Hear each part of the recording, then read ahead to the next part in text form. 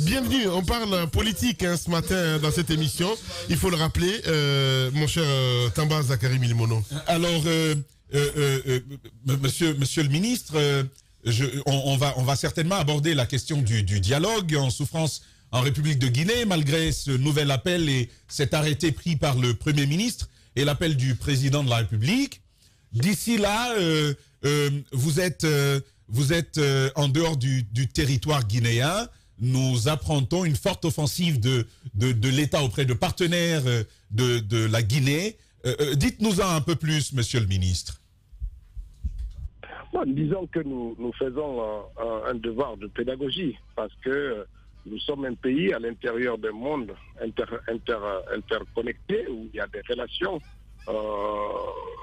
multipolaires entre nous et les autres États. Donc, à chaque fois que l'occasion se présente, quel ministre du gouvernement sort, que ce soit les affaires étrangères, la primature, à chaque fois qu'on a l'opportunité, nous expliquons la démarche qui est celle du gouvernement et du CNRD, nous expliquons nos positions, nous expliquons nos choix, parce que il faut aider à chacun de comprendre d'où on est parti, où on se situe actuellement et vers où nous allons. Et c'est très important cet exercice de pédagogie. Ça permet de dissiper des malentendus qui sont souvent volontairement entretenus pour créer simplement un narratif négatif sur l'État et la Guinée. Et donc nous essayons d'apporter des explications et c'est tant mieux ainsi parce que ça permet à chaque interlocuteur d'avoir les discours qui conviennent et de prendre absolument, de comprendre et de décider en toute connaissance de cause et ne pas seulement faire des choix à partir de l'explication d'une seule entité. Monsieur le ministre, à l'interne, vous voyez bien que la situation reste encore ingérable, en tout cas sur le plan politique. Vous avez appelé plusieurs fois à ce dialogue. Et puis, vous avez enregistré plusieurs rejets aussi de la part des 4 coalitions qui n'ont jamais voulu participer. La dernière chose, c'est bien sûr autour du choix des facilitateurs. Comment est-ce que ce choix il s'est finalement opéré du côté du gouvernement et comment vous appréciez finalement la façon dont elles ont été accueillies par vos amis politiques? Il y a une distance qui est compréhensible entre nous et les acteurs politiques du pays. Elle est compréhensible dans le sens où, personnellement, je ne m'attends pas à ce qu'il y ait une bonne volonté de leur part, parce que le dialogue, finalement, ça ne les intéresse pas, ça ne les arrange pas que le pays soit un pays normal, dans lequel on se parle, dans lequel on essaie de trouver les mécanismes de règlement du contentieux. Ce qui les intéresse, c'est d'entretenir l'idée que le pays est peuplé de sauvages, incapables de discuter, incapables de dialoguer. Mais si c'est cela leur conception, mais peu importe la capitale vers laquelle nous allons partir, ça ne produira strictement rien. Nous restons persuadés que c'est avec la bonne volonté des acteurs que l'on peut, quels que soient les médiateurs, c'est avec la bonne volonté qu'on arrive à un résultat d'un dialogue. J'ai rappelé aussi que dans le passé, la difficulté, ce n'était pas de se mettre autour de la table, c'était de mettre en œuvre les conclusions du dialogue. Cette fois-ci, nous constatons avec beaucoup de désagréments une volonté systématique d'une partie de la classe politique de ne pas s'associer aux actions du gouvernement.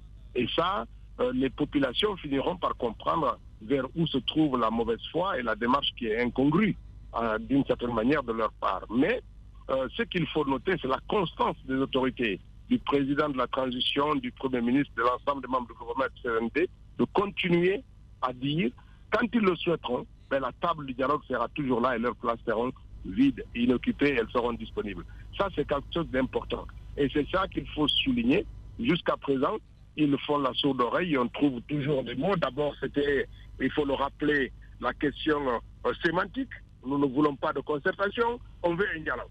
Et donc, on a dit, OK, on prend le dialogue et pour répondre à vos préoccupations, on va parler du dialogue sans que moi, je n'ai pu comprendre quelle est la différence entre concertation et dialogue. Après, on rentre dans des explications sémantiques tellement compliquées que c'est eux seuls qui se retrouvent. Voilà. Donc, nous disons dialogue. Et puis, c'était le ministre de l'administration du territoire qui était censé piloter ce dialogue. Ils ont dit non, on ne veut pas de lui, on veut que ce soit le Premier ministre. Le Premier ministre prend sa responsabilité. On dit non, maintenant, on ne veut pas le Premier ministre, on veut la CEDEAO. On dit OK, on va aussi associer la CEDEAO, l'Union européenne, le G5. On dit non, on ne veut plus que ça se passe en Guinée, ça doit être ailleurs. Ça montre simplement cette fuite en avant, cette volonté systématique de ne pas avoir l'esprit objectif et positif pour faire en sorte que la Guinée trouve la possibilité d'aller de l'avant. Alors même que les efforts du gouvernement sont salués partout, dans toutes les capitales. Partout, les gens saluent cela. Après, il y a une question. Pourquoi la CEDEAO, qui comprend ça, parce que le médiateur qui était venu avait constaté aussi cette rigidité de la classe, d'une certaine partie de la classe politique guinéenne, qui avait refusé même d'une certaine manière de le rencontrer. Il a fallu plusieurs tractations pour qu'ils acceptent. Même le médiateur qu'ils ont réclamé à corps et à cri, quand il est venu à Conakry, il a fallu plusieurs négociations pour qu'ils viennent échanger avec le médiateur. Mais aussitôt que celui-ci est parti, ils disent non, maintenant ce n'est pas le médiateur là, c'est là où on doit discuter. Il faut aller à la CEDEAO. Alors, je veux dire que ce soit à la CEDEAO, que ce soit aux Nations Unies, que ce soit à l'Union européenne, que ce soit à l'Union africaine, s'il n'y a pas la bonne volonté, il n'y aura aucun résultat. Et cette bonne volonté, pour l'instant, elle échappe à cette classe politique qui ne fait que à sa tête et qui ne veut absolument pas faire évoluer le débat. Et nous sommes convaincus et déterminés de faire en sorte que la Guinée évolue et que c'est par le dialogue d'abord interguinéen dont arrive. Les personnalités qui ont été choisies, c'est des personnalités qui sont choisies suivant les critères qui avaient été déjà annoncés. Bien. Ousmane Gawal Diallo en direct. Monsieur le ministre, c'est sur ces personnalités, justement, puisque c'est l'un des points d'achoppement aujourd'hui, lorsque vous écoutez ces partis politiques, ils parlent de démarches unilatérales de votre part. Pour eux, il faudrait qu'ils soient consultés, associés au choix de ces facilitateurs. Est-ce que vous n'entendez pas aussi ce discours, puisque la finalité de la transition, ce sont les élections, et c'est eux qui participent à ces élections. Est-ce qu'il ne serait pas judicieux, alors, de les associer peut-être dans le choix des facilitateurs nationaux? Ça, c'est un. Deuxième chose, c'est par rapport à la forme aussi. Ils parlent de la présence, de la supervision du médiateur de la CEDEAO. Ils disent qu'il y a un cadre de concertation, d'un côté le gouvernement et le CNRD, de l'autre les partis politiques et les acteurs de la société civile, mais aussi le G5. Est-ce que vous ne pensez pas que vouloir aussi ne pas s'ouvrir un peu à ces revendications ne risque pas de continuer à tourner en rond, parce qu'on est aujourd'hui dans une situation sans queue ni tête? Non, je vais vous dire, tout ça c'est tiré par les cheveux, ça n'a aucun sens de dire que consultez-moi avant de décider. La question, c'est toujours trouver le petit poil dans la soupe pour trouver des arguments à ne pas être là. Tout ça, c'est rien. La réalité profonde, ils finiront un jour par le dire que ce sont les poursuites judiciaires qui sont engagées contre un certain nombre de leaders qui fait qu'ils ne viennent pas. C'est cela la réalité. Tout le reste, c'est des arguments. Monsieur le ministre, là, on peut l'entendre. On peut s'accorder sur telle raison ou sur telle autre. Mais le principe de la désignation d'un facilitateur dans un cadre de dialogue veut justement que chaque parti soit associé à ce travail. Qu'est-ce qu'il vous aurait coûté justement de les associer à cela? Est-ce que finalement, vous ne servez pas plus d'arguments à ce groupe qui ne souhaite pas participer au dialogue? Non, d'abord, ce que vous dites n'est pas du tout juste. Dans aucun pays, il y a deux types de dialogues qui sont faits. Quand il y a des conflits, c'est-à-dire que des dialogues souvent à l'issue d'un conflit militaire, où les belligérants, il n'y a pas de vainqueur, il n'y a pas de vaincu, et on veut faire des facilitations, oui, dans ce cas-là, chacun des deux protagonistes est invité à s'accorder sur un médiateur. Ou c'est le gouvernement en place qui a la volonté d'instaurer un dialogue, crée le cadre et invite les acteurs à s'exprimer. C'est les deux types de dialogue qu'il y a. Mais je ne pense pas que la Guinée soit dans le premier cas, où il y a des belligérants. Monsieur le ministre, à vous écouter, parce que c'est ce qui vous reproche. Il parle d'imposition. Excusez-moi. Je vais vous dire une chose. C'est que même si on leur demandait de trouver en Guinée des personnes pour aller au dialogue, ils ne le trouveront pas de façon consensuelle. Et vous pouvez faire l'exercice. Au lieu de dire il faut nous consulter avant de prendre la décision, ils auraient pu dire écoutez, telle personnalité guinéenne aurait pu avoir toute sa place dans cet espace-là. Ils auraient pu dire ça, cette démarche-là. Mais ce n'est pas ce qu'ils font. C'est par rapport au cadre du dialogue, le contenu. Vous entendez, c'est tout systématiquement une fuite en avant. Au lieu de dire... Et si vous les preniez au mot, parce que vous dites qu'ils disent à chaque fois, ils font une fuite en avant, selon vous, c'est peut-être lié aux poursuites judiciaires. Et si vous les preniez au mot en faisant en sorte qu'ils participent au choix des facilitateurs locaux, justement parce que les personnalités choisies quand même, c'est des personnalités charismatiques qui sont connues surtout dans la gestion des conflits, quand je prends Dr Makali Traoré, mais il y en a qui pensent qu'elle est en même temps partie prenante parce qu'elle aussi, elle est acteur politique, elle est membre d'une coalition politique. Et si vous les preniez au mot en faisant en sorte que le choix des facilitateurs locaux, par exemple, se fasse de façon participative, est-ce que vous pensez que ça ne pourrait pas faire avancer les choses? Moi, je pense que vous devriez quand même juste poser la question, parce que si vous expliquez en prenant des arguments comme si leur structuration de leur narratif était bien comprise, cela contribue un peu à créer l'amalgame. Je vais vous dire une chose. J'ai rappelé un certain nombre de faits simplement pour que vous compreniez la mauvaise foi. Au début, lorsqu'on a parlé du dialogue, ce n'était pas la question de la personnalité du dialogue qui posait, c'était un problème de vocabulaire. Nous avons accédé à ça. Ils disaient non, ce n'est pas concertation, c'est ça qu'il faut voir. Quel que soit ce qu'on fera, à partir du moment où ils sont de mauvaise foi et ils n'ont pas la bonne volonté d'aller, et les revendications ne sont pas structurées, ben on n'aura rien du tout. Mais c'est exactement faire bonne foi, ça veut dire quoi? Lorsqu'on a dit que c'était le ministre de l'administration du territoire qui pilotait le dialogue, ils ont dit non, et ils ne veulent pas de lui. En ce moment-là, on ne posait pas de facilitateur. La question, on trouvera toujours, il n'y a aucun Guinéen, on ne peut venir poser le problème sans que quelqu'un d'autre nous trouve quelque chose à dire sur lui. Nous devons simplement nous faire confiance et nous accorder sur un minimum pour avancer. Les partis politiques qui disent qu'il faut nous consulter, mais vous imaginez, dès que vous consultez qui? Il faut consulter les 185 partis politiques et s'accorder sur l'idée et les 250 organisations de la société civile. Et puis, je ne sais pas combien de syndicats. Il faut consulter tout ce monde ou il faut consulter qui?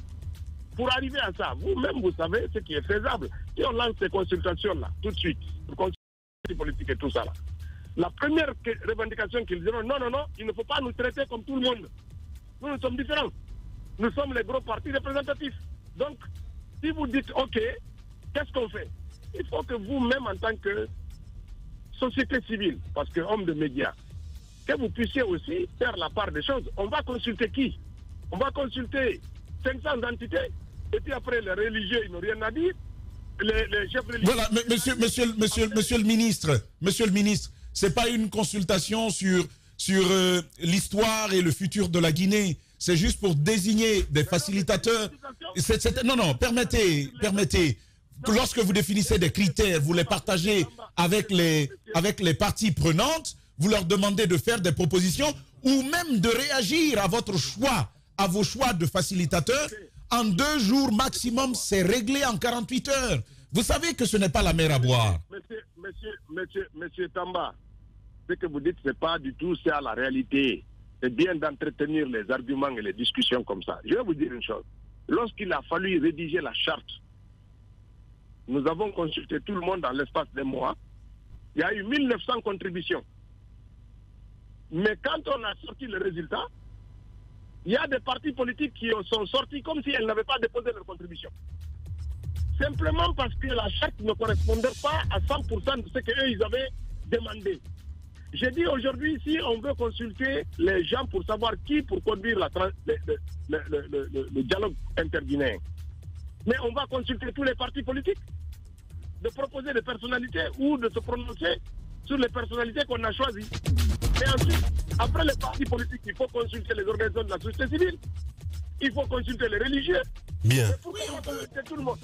Parce que le problème, c'est la pratique. Quand on va lancer ça, ce qu'ils vont sortir comme argument, c'est de dire oui, vous faites ça pour retarder la transition. Mais ça, c'est la mauvaise foi et c'est visible. Si vous voulez aller au dialogue, si vous avez des récriminations objectives à faire sur tel ou tel, vous venez d'abord au dialogue et vous vous exprimez là-bas. Parce que le dialogue, venir autour. Quand le Premier ministre les a conviés, je l'ai dit et je l'ai répété, quand Fodé Oussou est sorti, qui était le porte-parole de l'ANAD, dès qu'il a fini, il est sorti, les premières déclarations, c'est pour dire on ne reviendra plus jamais. Mais où est la bonne foi dans la démarche? Il faut qu'on se regarde dans les yeux et qu'on se dise la vérité. Bien. Merci beaucoup. Néanmoins, même l'absence de cette bonne volonté ne radicalise pas le gouvernement, ne radicalise pas les autorités. Nous disons que ce qu'ils veulent, ben, il y aura là. Et il y a des possibilités. S'ils ont des personnalités qu'ils estiment qui ont leur place dans cette équipe choisie, mais qu'ils les proposent. Bien. Merci beaucoup en tout cas, monsieur le ministre. On est pris par le temps malheureusement. On aurait vraiment voulu continuer avec vous. On est pris par le temps. Merci beaucoup en tout cas, monsieur le ministre, porte-parole du gouvernement. Surtout, on espère en tout cas vous avoir ici en studio pour continuer le débat avec vous. Merci à vous tous à l'international.